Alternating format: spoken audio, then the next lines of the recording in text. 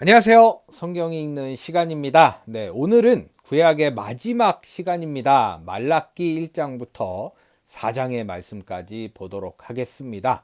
이게 제가 뜻하게 된 건 아닌데요. 오늘이 2024년의 마지막 날입니다. 네, 참 유종의 미를 거두고 마무리가 참 중요하다고 얘기 많이 하는데 저에게 2024년의 마지막은 참 많이 안타깝고 마음이 무거워지는 그런 소식이 많이 있었던 것 같습니다. 모쪼록 무슨 말이 필요하겠습니까? 네, 말라기 말씀 같이 한번 보도록 하겠습니다. 네, 그럼 먼저 말라기 1장 보겠습니다. 이것은 여호와께서 말라기를 통해 이스라엘 백성에게 주신 말씀이다. 여호와께서 너희에게 내가 너희를 사랑하였다 하고 말씀하시는데도 너희는 주께서 어떻게 우리를 사랑하셨습니까 하고 묻고 있다. 그러므로 여호와께서 말씀하신다. 에서는 야곱의 형이 아니냐. 그러나 내가 야곱은 사랑하였고 에서는 미워하여 그의 산들을 황폐하게 하였으며 유산으로 물려받은 그 땅을 광야의 들짐승에게 주었다. 에돔이 비록 우리 성들이 파괴되었으나 폐허가 된 곳을 우리가 다시 재건할 것이다 하고 말하지만 전능하신 여호와께서는 이렇게 말씀하신다. 그들이 건설할지라도 나는 파괴할 것이다. 사람들은 그들의 땅을 악의 고장이라 부를 것이며 그들을 영원히 여호와의 진노를 받는 백성이라 부를 것이다. 그리고 너희는 그것을 목격하고 여호와께서는 이스라엘 지역 밖에서까지 위대하시다 하고 말할 것이다. 전능하신 여호와께서 너희 제사장들에게 말씀하신다. 아들은 자기 아버지를 공경하고 종은 자기 주인을 공경하는 법이다. 내가 너희 아버지라면 어째서 너희는 나를 공경하지 않느냐?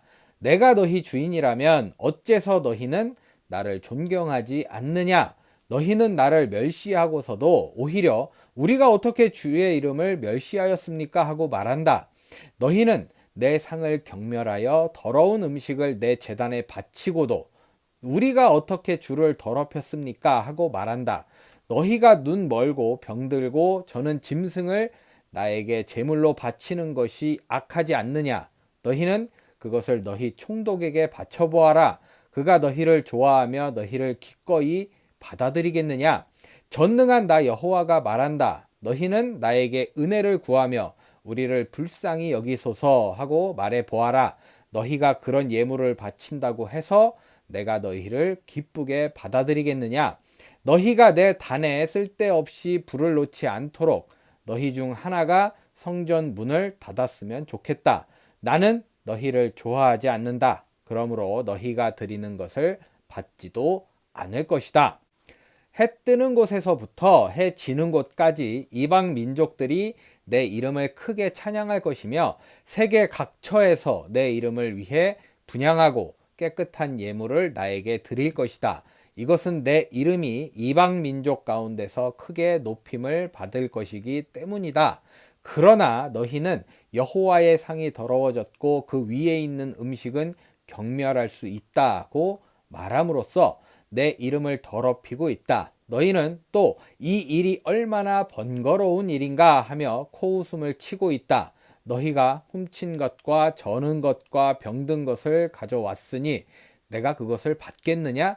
나에게 바치겠다고 약속한 좋은 짐승을 가지고 있으면서도 나를 속이고 쓸모없는 것을 바치는 자는 저주를 받을 것이다. 나는 위대한 왕이다. 모든 민족이 내 이름을 두려워하고 있다. 네, 보니까 참 많이 찔림을 받게 되는 것 같아요. 네, 하나님께 예물로 드린다고 예전에는 그래도 지폐라도 이렇게 다림질이라도 하고 정성을 들였는데 요즘은 그냥 주머니에서 쓱 그런 거 있잖아요. 좀 이제 가까운 사이라고 해서 좀 덜 챙기게 되는 좀 이렇게 좀 잘 보여야 되는 사람들한테만 이렇게 그 아까 전에도 얘기했잖아요. 왕이나 총독이나 이런 사람들한테 좋은 거 바치지 않겠냐라는 말이 참 많이 찔림을 받게 되는 것 같습니다. 이렇게 말라기 1장 마무리되었습니다. 네, 계속해서 말라기 2장 보겠습니다. 너희 제사장들아, 전능하신 여호와께서 너희에게 경고하시는 말씀을 들어라. 만일 너희가 내 말을 듣지 않고 진심으로 내 이름을 높이지 않으면 내가 너희에게 저주를 내려 너희 축복이 저주가 되게 하겠다. 너희가 내 말을 진지하게 받아들이지 않았으므로 사실 나는 이미 너희를 저주하였다. 내가 너희 자녀를 벌할 것이며 너희 희생 제물의 똥을 너희 얼굴에 바를 것이니 너희가 똥처럼 던져질 것이다. 네, 얼굴에 똥칠한다는 말 있잖아요. 그 말이 떠오르네요. 그때 너희는 레위와 맺은 내 계약이 존속하도록 하기 위해서 내가 이 명령을 너희에게 내린 것을 알게 될 것이다. 레위와 맺은 내 계약은 생명과 평안의 계약이었다. 내가 그와 이 계약을 맺은 것은 그가 나를 두려워하도록 하기 위해서였다. 과연 그는 나를 공경하고 내 이름을 두려워하였다. 그는 진리의 법을 가르쳤고 속이거나 거짓말을 하지 않았으며 화평과 정직함으로 나와 동행하였고 많은 사람을 죄에서 떠나게 하였다. 제사장의 입술은 참된 지식을 간직해야 하고 사람들은 그 입에서 교훈을 얻어야 한다. 제사장은 전능한 나 여호와의 사자이기 때문이다. 그러나 너희 제사장들은 바른 길에서 떠나 잘못된 너희 가르침으로 많은 사람을 넘어지게 하였다. 전능한 나 여호와가 말한다. 너희는 내가 레위와 맺은 계약을 깨뜨렸다. 너희가 내 뜻을 따르지 않고 율법 문제를 취급하는 데 있어서 편파적이었으므로 나도 너희가 모든 백성 앞에서 멸시와 천대를 받게 하였다. 우리가 다 한 아버지를 모시지 않았느냐? 한 하나님이 우리를 창조하시지 않았느냐? 어째서 우리가 서로 신의를 저버리고 우리 조상들의 계약을 욕되게 하느냐? 유다는 신의를 저버렸고 이스라엘과 예루살렘에서는 더러운 일이 있었으며 또 유다는 여호와께서 사랑하시는 성소를 더럽히고 우상을 섬기는 이방 여자들과 결혼하였다. 누구든지 이런 짓을 하면 그가 비록 전능하신 여호와께 제사를 드린다고 해도 여호와께서는 그런 자를 이스라엘 백성 가운데서 제거하실 것이다. 너희는 또 이런 일도 행하고 있다. 여호와께서 너희가 드리는 제물에 무관심하시고 그것을 기쁘게 받지 않으신다고 너희가 눈물로 여호와의 단을 적시고 울며 탄식하면서 그 이유가 무엇이냐고 묻고 있는데 이것은 너희가 어려서 결혼한 너희 아내에게 신실하지 않은 것을 여호와께서 알고 계시기 때문이다. 너희 아내는 너희와 결혼 서약을 한 너희 짝이었으나 너희는 너희 아내에게 신의를 지키지 않았다. 여호와께서는 너희를 아내와 한 몸이 되게 하시지 않았느냐? 이렇게 하신 목적이 무엇이냐? 이것은 여호와께서 경건한 자녀를 얻고자 하시기 때문이다. 그러므로 너희는 너희 마음을 지켜 젊어서 얻은 너희 아내를 배신하지 말아라. 이스라엘의 하나님 여호와께서 말씀하신다. 나는 이혼 자체를 미워하며 자기 아내에게 그런 끔찍한 짓을 하는 자를 미워한다. 그러므로 너희는 너희 마음을 지켜 너희 아내에게 신의를 저버리지 말아라. 너희는 말로 여호와를 지치게 하고서도 우리가 어떻게 여호와를 지치게 했습니까? 하고 말한다.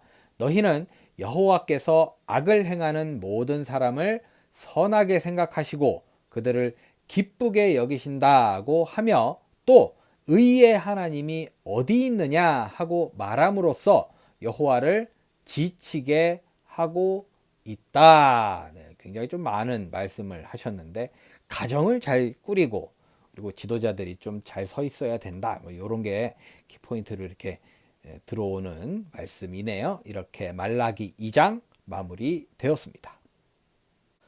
네, 계속 달리겠습니다. 말라기 3장 보겠습니다. 전능하신 여호와께서 말씀하신다. 보라, 내가 내 사자를 보내겠다. 그가 내 앞에서 길을 준비할 것이다. 그런 다음에 너희가 찾는 주가 갑자기 그의 성전으로 오실 것이다. 그분은 너희가 사모하는 계약의 사자이다. 그러나 그가 오시는 날에 누가 견뎌낼 수 있겠느냐? 그가 나타나실 때에 누가 설 수 있겠느냐? 그는 용광로에 불과 같고 표백하는 잿물과 같을 것이다. 그가 은을 재련하여 깨끗하게 하는 자같이 앉아서 레위 자손을 깨끗게 하되 금은처럼 그들을 연단하여 그들이 여호와께 의로운 제물을 드릴 수 있게 할 것이다. 그때 유다와 예루살렘 백성이 드리는 예물이 옛날처럼 여호와를 기쁘게 할 것이다. 여호와께서 말씀하신다. 내가 심판하러 너희에게 나타날 것이다. 마술하는 자와 간음하는 자와 거짓 증거하는 자와 고용인의 임금을 속이는 자, 그리고 과부와 고아와 외국인을 억압하며 나를 두려워하지 않는 자들에게 내가 속히 가서 그들의 죄상을 드러내겠다. 야곱의 후손들아, 나 여호와는 변하는 자가 아니므로 너희가 완전히 망하지는 않는다. 너희 조상 때부터 너희는 내 법을 떠나 지키지 않았다. 그래서 내가 너희에게 너희는 나에게 돌아오라. 그러면 나도 너희에게 돌아가겠다 하였으나 너희는 우리가 어떻게 돌아가야 합니까? 하고 묻고 있다. 사람이 하나님의 것을 도둑질할 수 있느냐? 그러나 너희는 나의 것을 도둑질하고서도 우리가 어떻게 주의 것을 도둑질하였습니까? 하고 말한다. 너희는 나에게 돌아올 11조와 예물을 도둑질하였다. 너희 온 나라가 나의 것을 도둑질하였으므로 너희가 저주를 받았다. 너희는 온전한 11조를 성전에 바쳐 내 집에 양식이 있게 하고 내가 하늘 문을 열어 쌓을 것이 없도록 너희에게 복을 쏟아 붓나 붓지 않나 나를 시험해 보아라.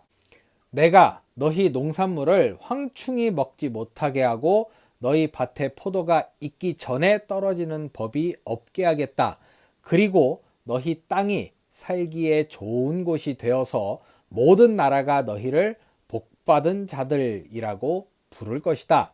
여호와께서 말씀하신다. 너희가 오만한 말로 나를 대적하고서도 우리가 무슨 말로 주를 대적하였습니까? 하고 말한다. 너희는 하나님을 섬기는 것이 소용없는 일이며 그의 명령을 지키고 우리 죄를 슬퍼하며 탄식해 봐야 무슨 유익이 있는가? 우리가 보기에는 교만한 자가 복이 있고 악을 행하는 자가 잘 되며 하나님을 시험해도 벌을 받지 않는다 하였다. 네, 보면은 얼핏 들으면 이게 맞는 말 같기도 하고 좀 많이 짜증나는 네, 그런 말씀이죠. 네. 그때 여호와를 두려워하는 자들이 서로 말을 주고받자 여호와께서는 그들이 하는 말을 들으시고 여호와를 두려워하는 자와 그의 이름을 귀하게 여기는 자들의 이름을 그 앞에 있는 기념책에 기록해 두셨다. 전능하신 여호와께서 말씀하신다. 내가 내 보물을 챙기는 날에 그들이 내 백성이 될 것이다. 아버지가 효성이 지극한 자기 아들을 아끼듯이 내가 그들을 아끼겠다. 그때 너희는 의로운 자와 악한 자의 차이와 나를 섬기는 자와 섬기지 않는 자의 차이를 다시 한번 보게 될 것이다. 네, 보면 이제 하나님의 백성으로서 누릴 수 있는 게 많은데 이게 원래 쭉 누릴 수 있었던 거를 이제 중간에 우상 섬긴다고 도망 다니고 이러면서 놓친 거잖아요. 네, 어떻게 보면 이제 돌아왔다. 요런 생각이 들어요. 이렇게 말라기 3장 마무리 되었습니다. 네, 끝으로 말라기 4장 보겠습니다. 전능하신 여호와께서 말씀하신다. 보라, 용광로의 불과 같은 심판의 날이 올 것이다. 그날에는 교만한 자와 악을 행하는 자가 다 지푸라기처럼 타서 없어질 것이며 그들 중에는 하나도 살아남는 자가 없을 것이다. 그러나 내 이름을 두려워하는 너희에게는 의의 태양이 떠올라서 치료하는 광선을 발할 것이며 너희는 나가 외양간에서 풀려나온 송아지처럼 뛰어다닐 것이다. 내가 이것을 행하는 날에 너희가 악인을 짓밟을 것이며 그들은 너희 발 밑에 있는 재와 같을 것이다. 너희는 내가 시내 산에서 모든 이스라엘 백성을 위해 내 종 모세에게 준 법과 규정을 기억하라. 보라, 나 여호와의 크고 두려운 날이 이르기 전에 내가 너희에게 엘리야와 같은 예언자를 보내겠다. 그는 아버지의 마음이 자녀들에게 돌아서게 하고 자녀들의 마음이 아버지에게 돌아서게 할 것이다. 만일 그들이 회개하지 않으면 내가 가서 그들의 땅을 저주로 치겠다. 네, 끝까지 하나님께서는 용서를 택하신 것 같아요. 이렇게 말라기 4장 마무리 되었습니다. 네, 이렇게 해서 오늘 말라기 1장부터 4장까지 말라기의 모든 말씀을 읽어봤습니다. 동시에 창세기부터 말라기의 말씀까지 구약의 모든 말씀을 읽어봤습니다. 2년이 넘게 걸린 것 같아요. 읽는데 제가 중간에 쉬는 텀이 많아서 물론 늘어난 건 있지만 그래도 굉장히 뿌듯하고 기분 좋을 줄 알았는데 성경을 읽으면서도 느꼈지만 저의 상황이나 주변에 느껴지는 그런 시대의 흐름에 영향을 많이 받더라고요. 느끼는 것도 완전 달라지는 것 같고요. 2024년을 마무리하는 지금 너무나 안타까운, 너무나 슬픈 소식이 있어서 저도 좀 마음이 많이 답답한 가운데 있습니다. 제가 구약을 읽으면서 느꼈던 하나님은요, 백성들을 너무나 사랑하시고 안아주시고 언제나 손 내밀어 주시고 위로와 용서가 가득한 하나님이었습니다. 그런 하나님의 위로와 애통이 여러분들에게 전달되기를 간절히 기도하면서 삶과 고인의 명복을 빌도록 하겠습니다. 네, 저는 새해에 마태복음의 말씀을 들고 여러분들을 찾아뵙도록 하겠습니다. 오늘도 함께 해주신 여러분, 그동안 함께 해주신 여러분 진심으로 감사드립니다.